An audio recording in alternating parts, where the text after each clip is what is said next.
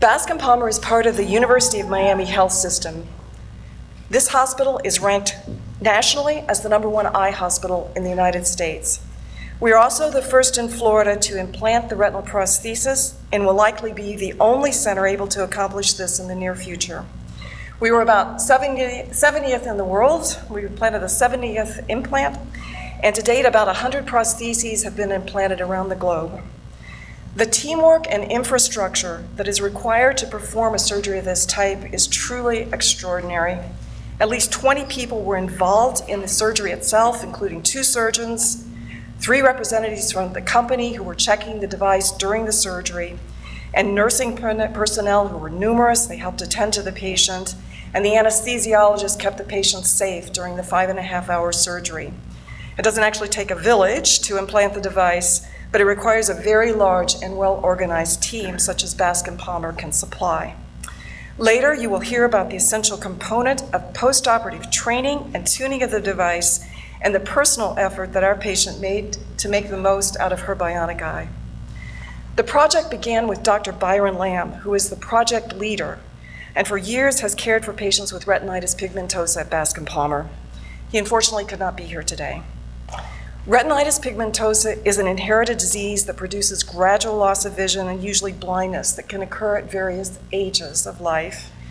Patients like this with retinitis pigmentosa are the only ones who are approved by the FDA to receive the device. In addition, their vision in both eyes must be reduced to light perception or no light perception before they can qualify.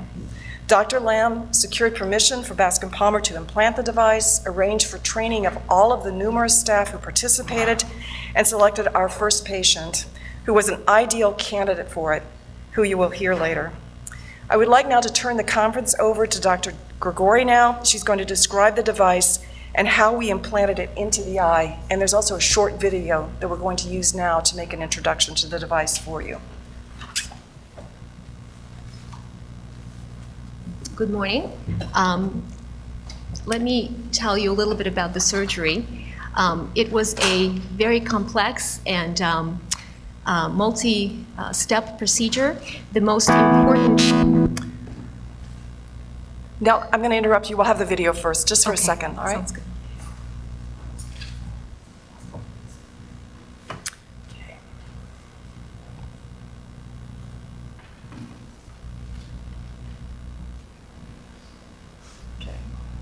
So we're going to skip the first video, and now if you would just go ahead and tell us about the surgery to implant the device. Thank you. Sounds good. Essentially how this device is implanted, the most important step is placing an electrode array over the retina close to the optic nerve. This array stimulates the retina and the optic nerve to send the signal to the visual cortex in the patient's brain. And the camera delivers the visual information that the patient needs to see. So this really is a truly bionic eye. The most important step, like I said, is attaching the array over the retina. And it requires a technique that vitreoretinal surgeons really are not currently trained to do. We were fortunate to develop a technique during our first surgery that made this step that essentially involves placing a titanium tack through the array and into the retina through the posterior coats of the eye to attach it so that it does not move out of place. We developed a technique that I subsequently taught to 2 groups of surgeons with excellent results, and we submitted this technique for publication to the journal Retina. So let me walk you through the surgery. Initially, we place 2 electronic components and sew them to the eye in such a way that they are able to communicate with the transmitter on the patient's glasses. These components are connected with a cable to the array that then placed on the retina. And the camera on the bridge of the glasses of the patient delivers the video information, then that's converted through a small computer that the patient wears on their belt. The glasses then wirelessly transmit the information to the antenna that's implanted on the patient's eye. So meticulous technique, exact precise measurements of where to place these components on the eye is really important. And we really took our time to make sure that we attached the external and the array in a precise way. And I think that that's really what made the surgery a success, and Carmen really took that to a high degree when we turned the device on and Carmen started to using it. So from a surgical standpoint, the patient needs to have otherwise healthy eye. If they haven't had cataract surgery, the cataract needs to be removed either prior or during the prosthesis implantation. The patient's eye has to be of correct size. The patient really needs to work with the device. And Carmen really has done a tremendous job after the surgery. And I would like to congratulate her on all the hard work that she has really put into using her new bionic eye. Yes. So at this point, I think we need to hear from Ms. Carmen Torres, who is the patient who received the implant. Good morning. The Argus tool is an additional tool that I use in combination of my cane to give me more confidence in my daily activities. For example, help me to locate people, like when my grandson comes to visit me, I know where he's locating, where he's playing, where he's moving. Also, when I'm walking on the streets or crossing the street, help me to give me a position where I am, because I could be able to see the edges of the sidewalk, or I could see the lines in the cross line. And during the nighttime when I use it, most of the time that you suffer from retinitis pigmentosa, you lost the night vision, and with the Argus tool, I could be able to go outside and identify different kind of lights, like the headlights of the cars, the pole lights, any kind of lights, the light that comes through the windows of the buildings. Then I could be able to say, wow, that is a building, that is a window, that is a door.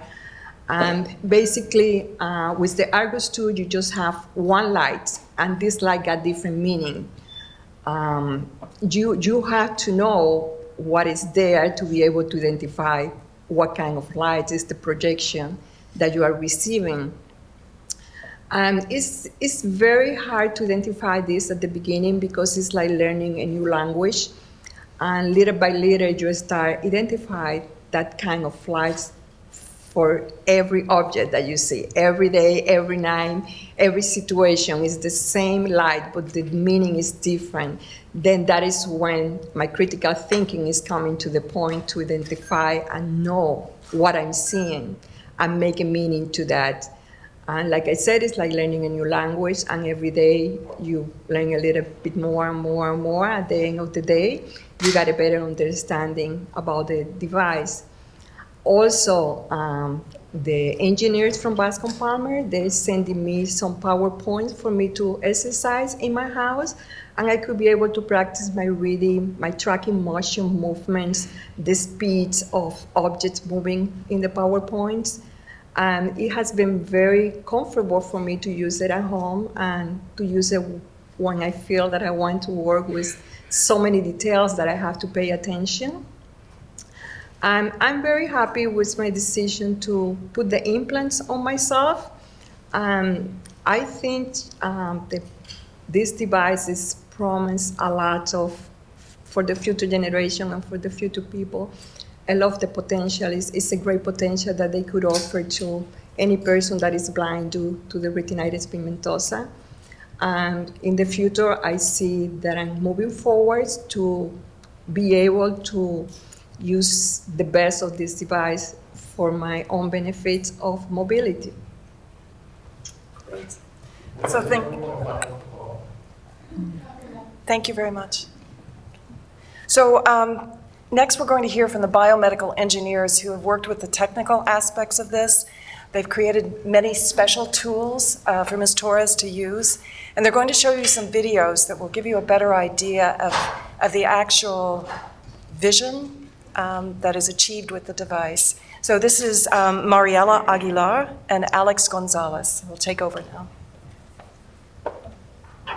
So basically, the vision that is generated by this device is not the same as normal sight.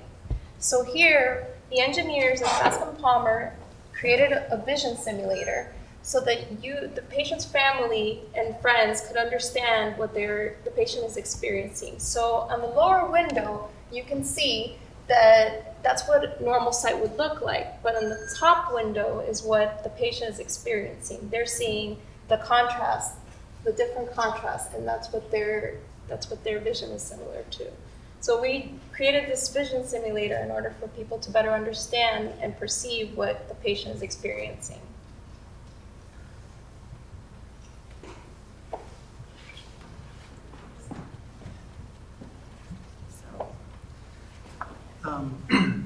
Carmen mentions this new language and having to practice and dedicate time to learn how to understand these new visual patterns. So we would send her modules that we created here at Bascom so that she could practice at home and become familiar with this new language. And so we're going to show you a clip of what she would do at home and practice.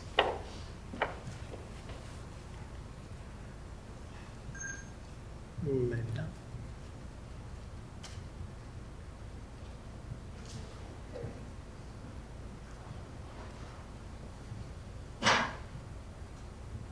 So this video is voice-guided. The patient... Like a smile, or curved down like a sad face. Once you are done observing, press the spacebar and I will review what I have displayed on the screen.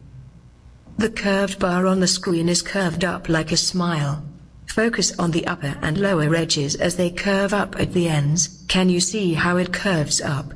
You've done a wonderful job, and with practice comes improvement. Please press the space bar to continue onto the next shape. Ready, Chris? Yes. And then finally, here are some special moments that were captured when Carmen was using her device with her family. So as you can see, she's here playing with a ball. She's doing it. One is on a tabletop, so she has to have a black background and a white ball, and then she can track the ball across the tabletop. And then the other one is showing her playing with her family on the floor. And as well, she used the background. What are you making? A black background and a light colored ball, so that she can be able to track it. So those are some special moments.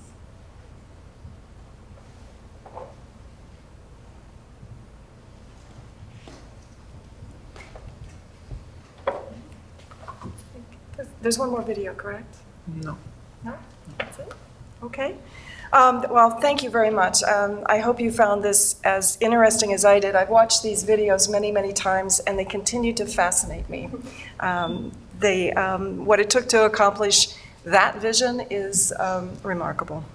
So this was the final person. The last talks were the final ones for the opening comments today. And we're going to go into the question and answers session, because I'm sure you have many questions. When you ask a question, raise your hand. I'll call on you. Please state your name and media outlet, and then address the question to one of the speakers. We're going to begin with English questions. Dr. Davis, would you like to see the last video? There is another video? That's the one Well, I'm not describing going to the pass device. that up. Let's look at the last one then. Okay, thank you. I think this is the one that we missed at the beginning. So it's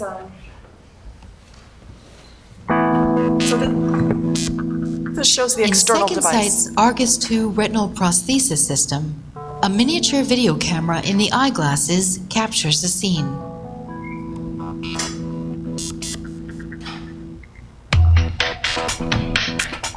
The video is processed by a small portable unit and transformed into instructions which are sent back to the glasses. These instructions are then transmitted wirelessly to the implant on the eye. The implant consists of a receiver and an array of electrodes. Instructions are received and corresponding signals sent to the array, which emits small pulses of electricity. These pulses stimulate the retina's remaining cells and are transmitted down the optic nerve, conveying visual information to the brain, which perceives patterns of light. Patients learn to interpret these visual patterns. So if you didn't fully understand what we were describing earlier, I think that video just made it very clear how the various components of this work together to produce this artificial vision. Now, we're going to begin with the English questions. If someone has a question, please let me know. So any questions for the members of our panel? Yes, thank you. Can you describe for us what it was like when you first started seeing things more clearly, what that was like for you, the feeling you got from it? Ms. Torres. That's for me. Sorry. The first time that I was seeing, the first time that they put the device on me, I was very confused. I saw a lot of floating lights with no meaning at all. But little by little, when the time continued passing and I started observing more details on what I was seeing, then it started making sense for me what I was seeing. But took about probably 2 weeks after they put it on, and I have to start doing therapy sections. Then after they explained to me how I need to scan to be able to locate an object and to identify the object, everything started getting better. So let me just amplify that a little bit because I was with you when they turned the device on, and it was remarkable. You identified a doorknob, you were able to see the outline of a door, and you were able to go into one of our hallways and identified lightly colored paintings that were against a moderately dark wall. So it wasn't quite a confused image. You've gotten better, but it was very good. Ms. Torres, can I ask you if you could basically repeat in Spanish now? That may save a little time if you go ahead and rephrase things in Spanish. To say it in Spanish? Yeah, to say it in Spanish. What you saw the first time.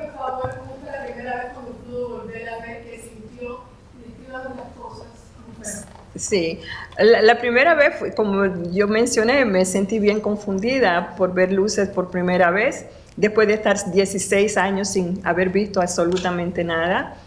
Y me sentí muy, muy contenta y emocionada de seguir pudiendo ver más cosas alrededor mío. Y empezamos a caminar por el hospital y hubo un momento muy interesante porque siempre yo tengo que ver en contraste con blanco y con negro. Lo blanco brilla, lo negro es opaco y no se distingue. Y pasé por una habitación y yo digo, que muchas cosas hay ahí que brillan, y era que todos los doctores tenían sus batas blancas, y fue muy cómico porque casi me vuelvo ciega de haber visto tantas luces.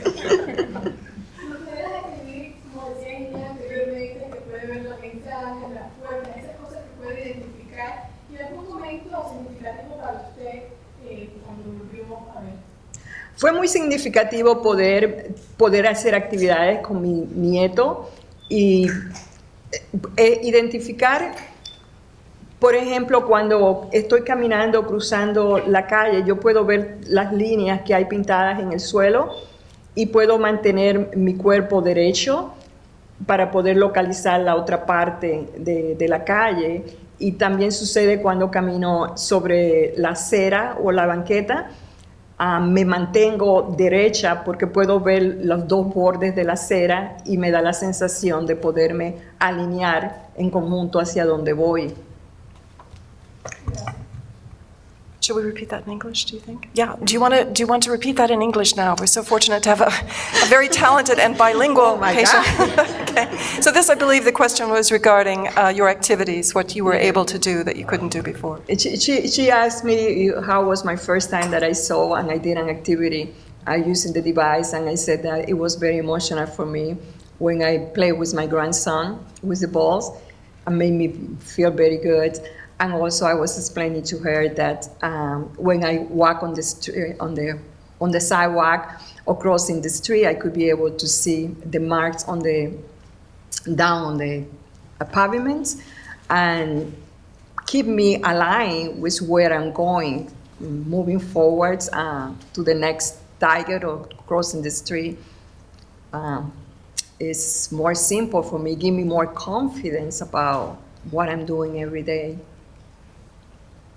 Nos decía anteriormente de que como que le devolvió la vida esto. ¿Cómo fue?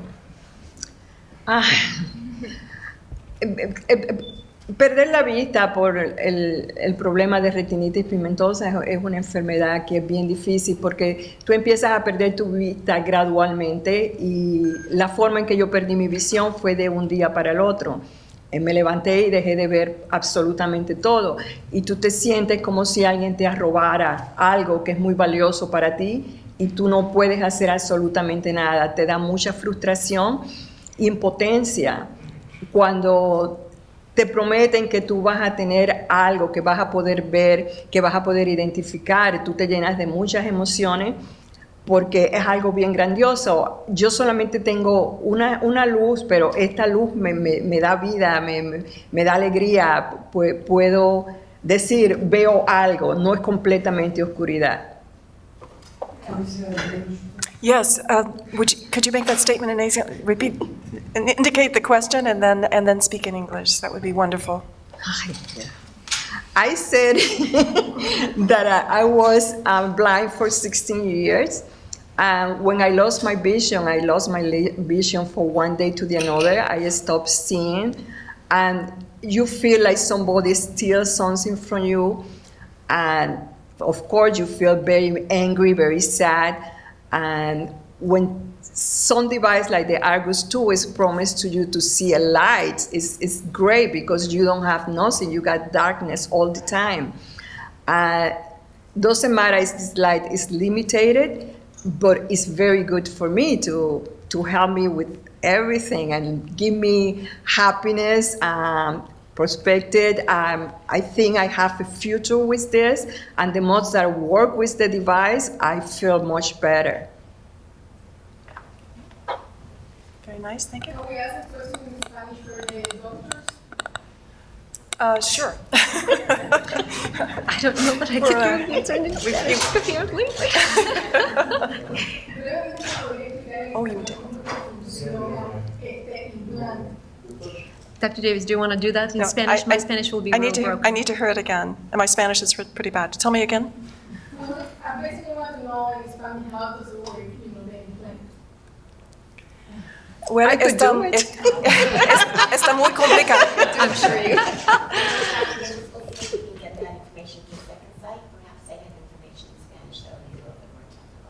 Probably because there are many, many details and many, many steps to describe. So we should probably work on that later. Okay? So, all right, good. Yes? Untitled Chapter 7, I was wondering, a lot of people watching tonight probably want to know if they could be a candidate in the future. Would you say there's a small part of the population that could actually be like her and have this opportunity, or is there a larger sector? You can kind of explain who would fit into that mold, as well as explain what your plan is moving forward if you're looking for more candidates to test out the technology. Okay, so excellent question.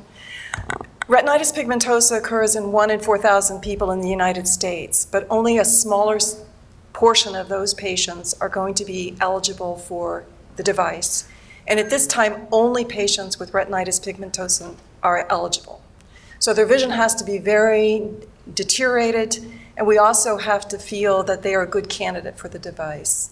In addition, we have watched Ms. Torres go through her training and her diligence in terms of learning how to use the device, and we think that there are very important psychological and emotional and intellectual components to benefiting to the maximum from the device. So to answer your question, we're going to be very selective.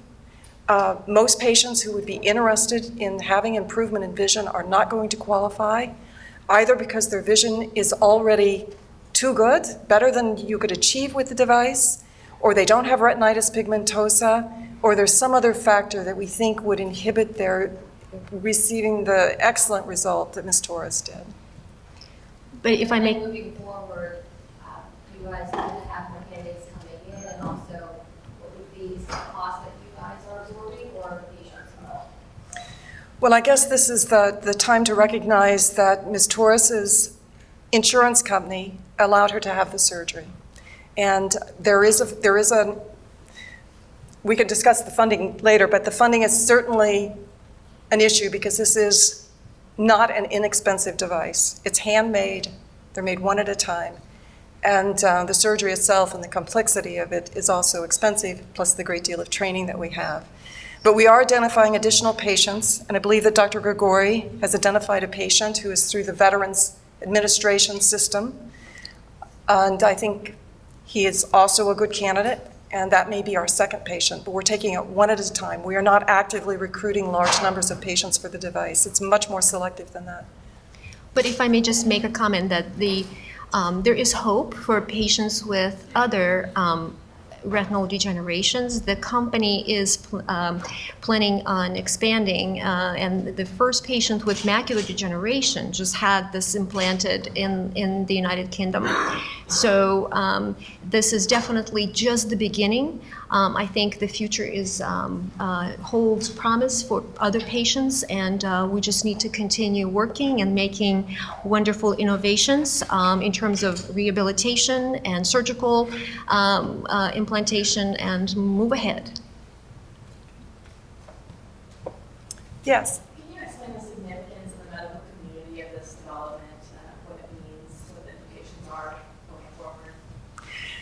Well, at least in the ophthalmological community, where we are the advocates for vision, this is what we devote our careers to.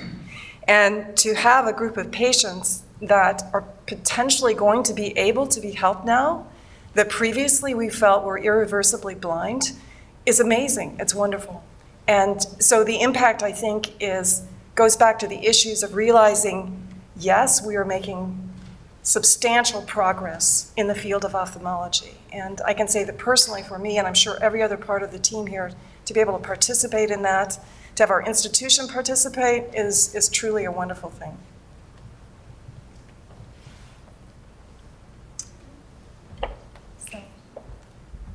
Other questions? Okay, so I want to thank you. If you have additional questions that you think of later, or you want additional information, we mentioned the description of how it works in Spanish. You can call the marketing office, Ms. Berkeson. Her phone number is 305-326-6190, and she can get you in touch with anyone with whom you wish to have additional conversations, any of the surgeons, the biomedical engineers, and perhaps Ms. Torres as well. I'm supposed to remind you again that we are the #1 ranked eye hospital in the United States.